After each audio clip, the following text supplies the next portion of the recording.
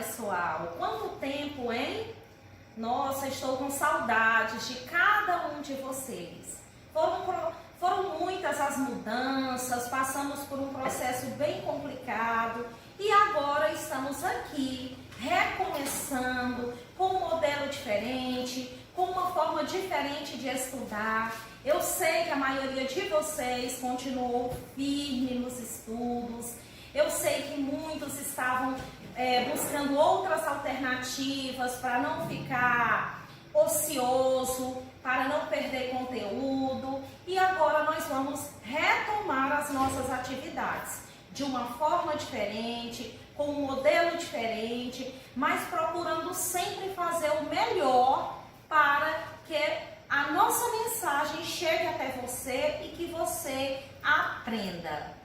Neste processo eu vou trabalhar junto com a professora Carleane, certo? Eu sou a professora Idelvânia.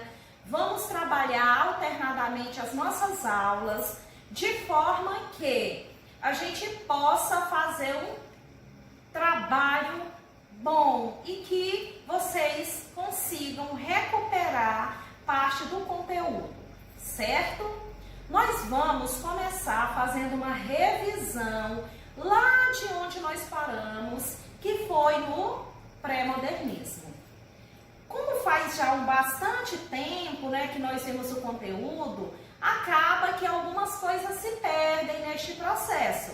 Então eu vou fazer uma abordagem que inclusive já havia acontecido na sala de aula, mas para a gente retomar, nós vamos relembrar o conteúdo do pré-modernismo.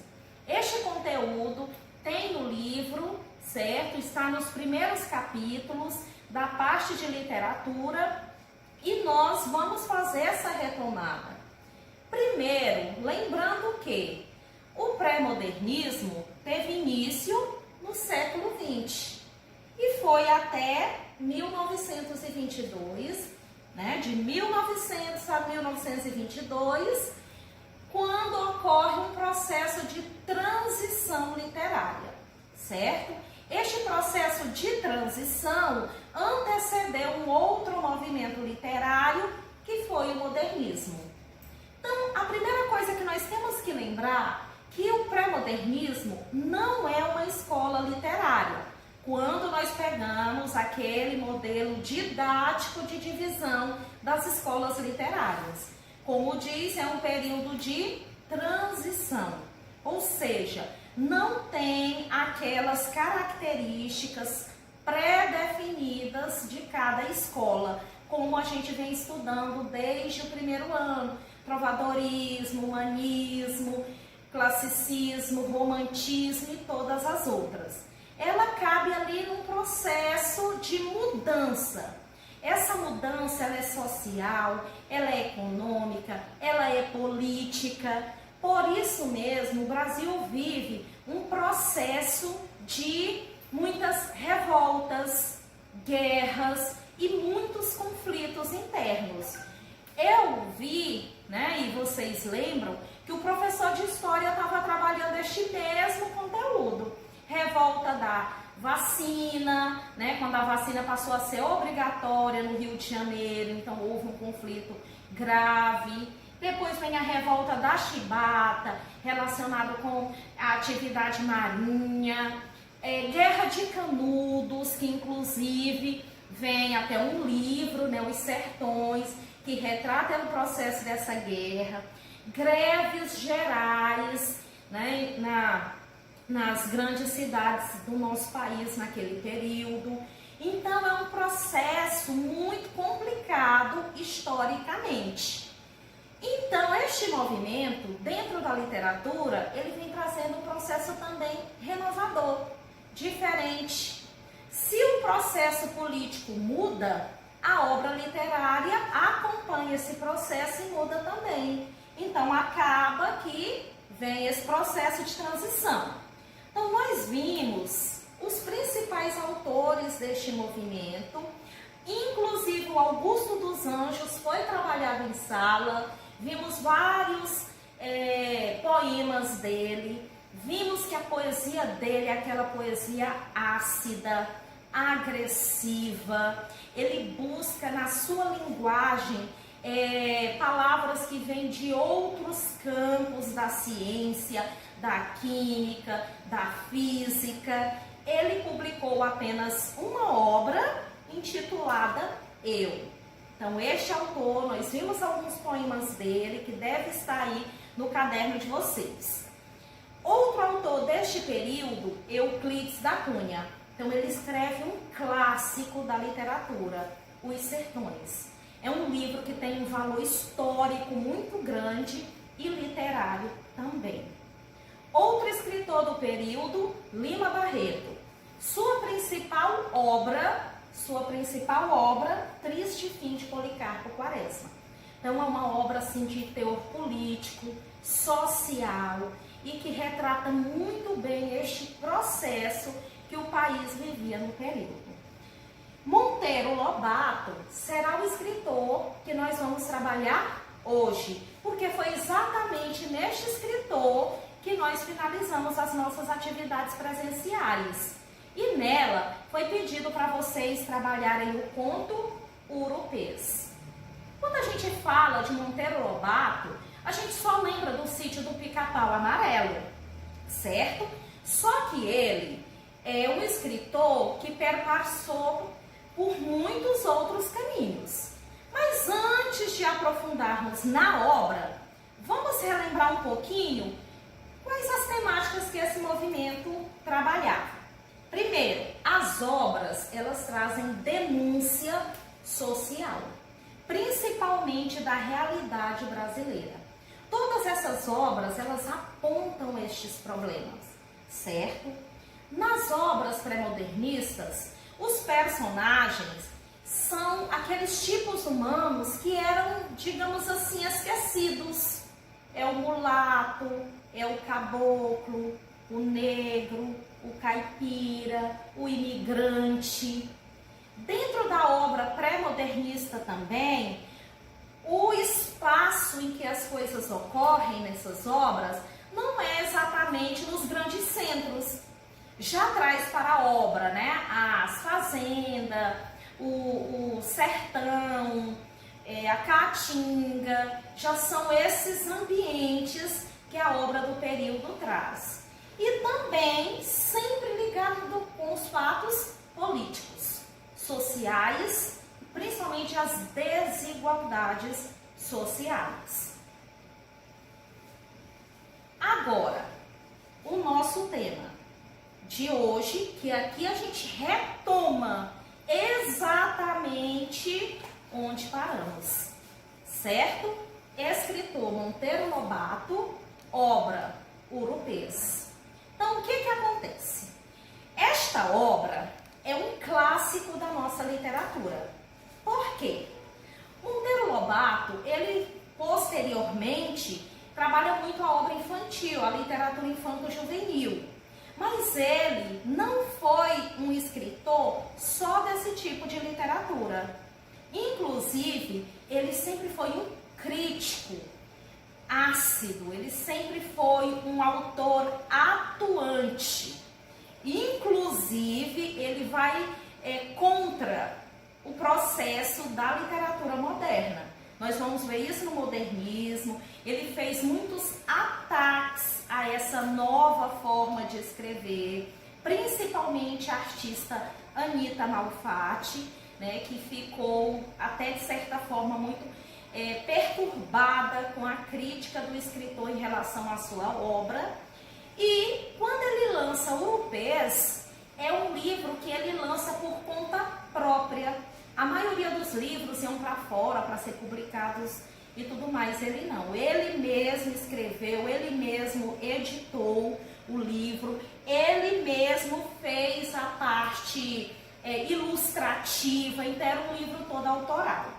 Era um livro com 14 contos e nós vamos trabalhar então o conto que dá nome ao livro. O nome do livro é Urupês e o conto trabalhado Urupês também, certo? É um livro, é um conto com temática polêmica, certo? Ele traz assim, ele dá uma chacoalhada, é um terremoto né, o tema que ele apresenta. Por quê? Porque o personagem, ele é um herói que não é herói na verdade. Ele faz uma crítica ao caboclo brasileiro, certo? Na personagem Jeca Tatu. Então hoje, essa palavra Jeca, ela é consolidada na nossa língua, né? E vem desse personagem criado por Monteiro Lobato neste conto urupês. Então, o Jeca Tatu, ele era a personificação de um brasileiro que passava por todo tipo de dificuldades. Ele era esquecido socialmente, culturalmente, sem os processos daquela educação formal, sem acompanhamento do poder público, né, das políticas, nada chegava naquela região. Então ele era um homem que vivia à margem, certo? E aí acaba que ele cria um protótipo do caipira brasileiro. Então, enquanto no romantismo o caipira era o índio, no pré-modernismo é um caboclo, que passa a se chamar caboclismo, mas é um herói às avessas, digamos assim, né? Por quê? Porque ele representa essa miséria, representa o atraso social. Jeca Tatu representa a falta de políticas públicas, representa as crendices, falta ali cultura, falta ali educação, falta ali pensamento crítico, é alcoólatra, é preguiçoso. Então acaba que o caboclo ganha uma figura muito criticada e complexa dentro deste conto, certo? Porém, ele traz algumas ressalvas. O autor, né, o narrador, diz que Jeca Tatu não é assim. Ele está assim. É todo aquele processo social, econômico, aquele abandono que transformou aquele personagem naquela inércia toda. E isso é o que compromete o crescimento daquele ser, daquela personagem, certo? E é daí também que vem o próprio nome do livro. O que é urupê? Urupê é uma espécie de fungo, é um parasita. Então, aquele personagem que dá nome, que o nome deste conto, ele é exatamente a personificação do comportamento do personagem, certo? E é um livro muito rico, não, o livro como um todo, o conto também, certo? Por quê? Ele traz inovação, principalmente na linguagem. A linguagem aqui já passa por um processo de transição, fugindo um pouco dos cânones lá do parnasianismo ou do simbolismo, certo? E acaba trazendo para o texto a riqueza da fala popular brasileira.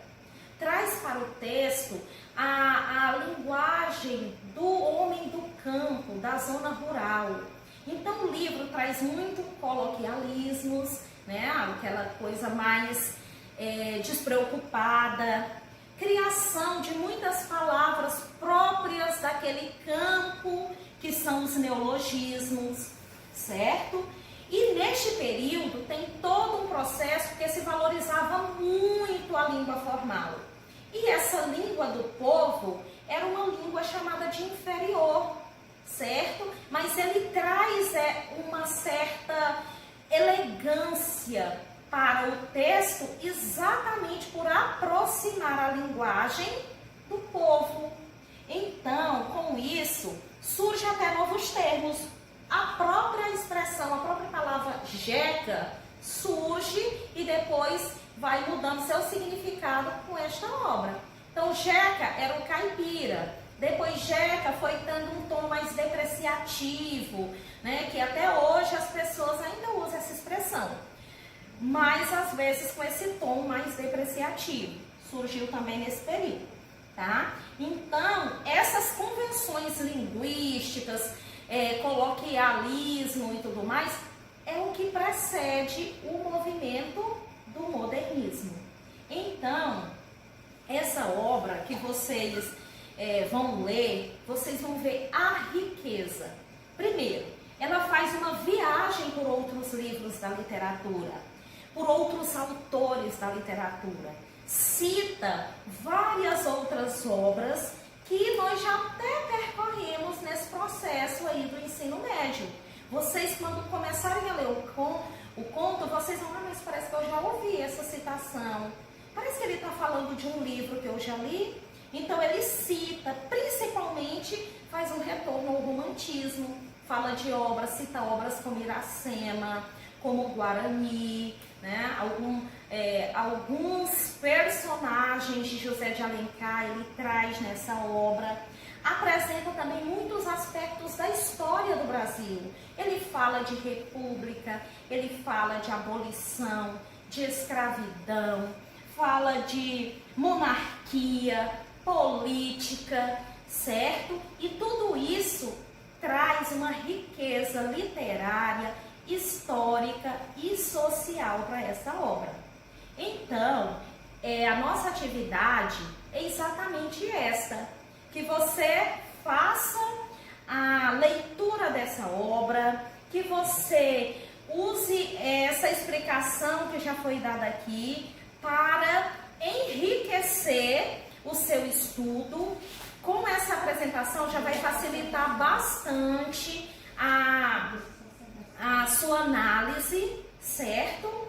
E leia o conto com carinho, leia com atenção, que vocês vão se deleitar com a grandeza da obra do Monteiro Lobato, certo? Um grande abraço, obrigada. Eu espero abraçar calorosamente, futuramente, cada um de vocês. Mas enquanto esse momento não chega, receba o meu abraço virtual. Tudo bem? Tchau, tchau.